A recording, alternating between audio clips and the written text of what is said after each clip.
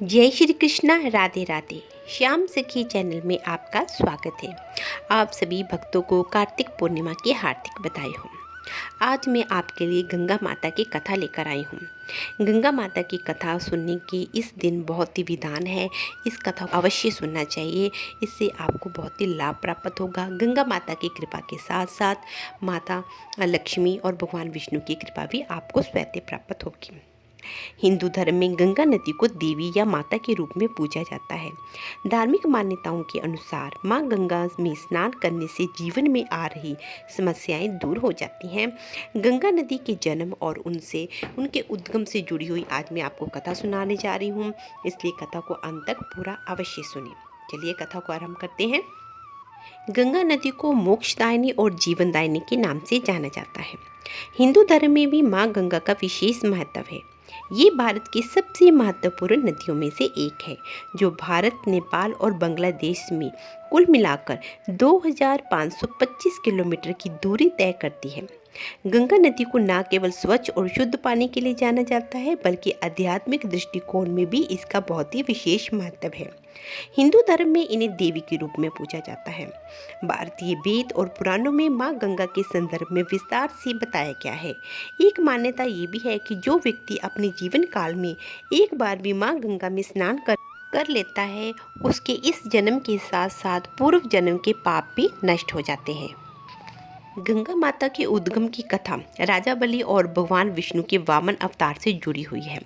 कहा जाता है कि जब विष्णु भगवान जी ने वामन रूप में राजा बलि से 3 पग भूमि मांगी थी, तो राजा बलि ने उसे सहज से स्वीकार कर लिया था, और जैसे ही भगवान 3 पग भूमि नापने लगे तो उन्होंने अपना बहुत ही विशाल रूप धारण कर लिया था, जिससे उन्होंने एक पैर से ही पूरी पृथ्वी नाप ली थी, दूसरे पैर से उन्होंने आकाश भी नाप लिया था। लेकिन अब उन्होंने राजा बलि से पूछा कि अब मैं तीसरा पग कहाँ से लाऊं नापने के लिए, तो राजा बलि को आभास हो गया कि ये श्री हरि विष्णु ही है, तो उन्होंने अपना शीश आगे कर दिया था, जिस कारण राजा बलि पाताल में चले गए थे। लेकिन जब भगवान विष्णु वामन रूप में आकाश पर पांव रख रहे थे, तो भगवान ने जब अपना दूसरा पैर आकाश की ओर उठाया था, तब ब्रह्मा जी ने उनके पैर धोए थे और उस जल को कमंडल में भर लिया था।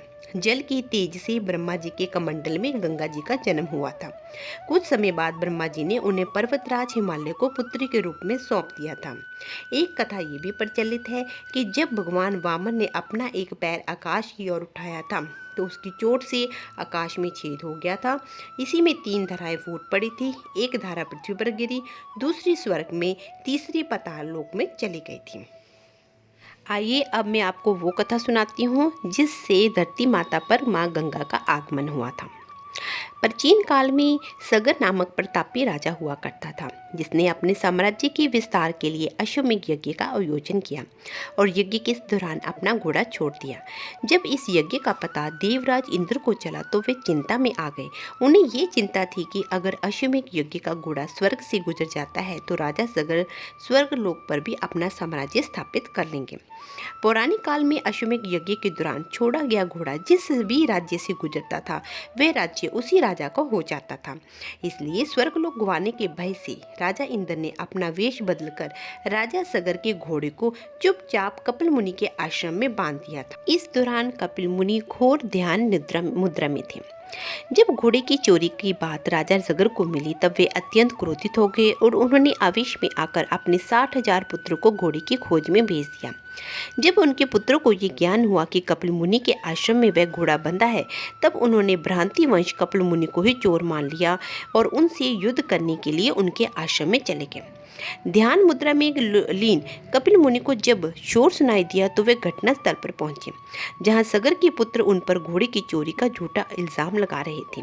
ये सुनकर देव मुनि अत्यंत क्रोधित हो गए और उन्होंने क्रोध में आकर राजा सगर के सभी पुत्रों को अग्नि में भस्म कर दिया और उसके सभी पुत्र प्रेत योनि में भटकने लगे। ऐसा इसलिए क्योंकि बिना अंतिम संस्कार किए राख में बदल जाने से पुत्रों को मुक्ति प्राप्त नहीं हो पा रही थी।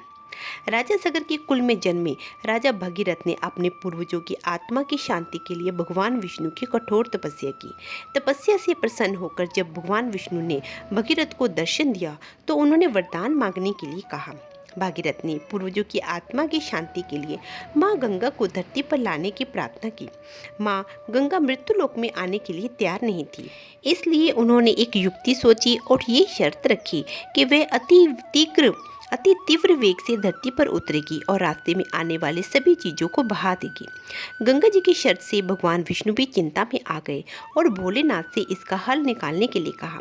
तब भगवान विष्णु ने कहा कि वे गंगा को अपनी जटाओं में समाहित कर लेंगे, जिससे धरती पर विनाश नहीं होगा। इसके बाद भगवान शंकर ने गंगा को अपनी जटाओं में समाहित किया और इस तरह गंगा नदी धरती पर प्रकट हुई। इसीलिए गंगा नदी को भारत की नदियों में सबसे पवित्र और श्रेष्ठ माना जाता है। अब ये भी मान्यता है कि गंगा में स्नान करने से मनुष्य के सारे पापों का नाश हो जाता है। मरने के बाद लोग गंगा में राख विसर्जित करना मोक्ष प्राप्ति के लिए आवश्यक समझते हैं। यहाँ तक कि कुछ लोग गंगा के किनारे ही प्राण विसर्जन या अंतिम संस्कार की इच्छा भी रखते हैं। तो बोलिए गंगा मैया की जय, बोलो श्री हरि विष्णु भगवान की जय, बोलिए शिव शंकर भगवान की जय, तुलसी माता की जय, बोलिए कार्तिक के ठाकुर की जय, राय दामोदर की जय। जय श्री कृष्णा, राधे राधे।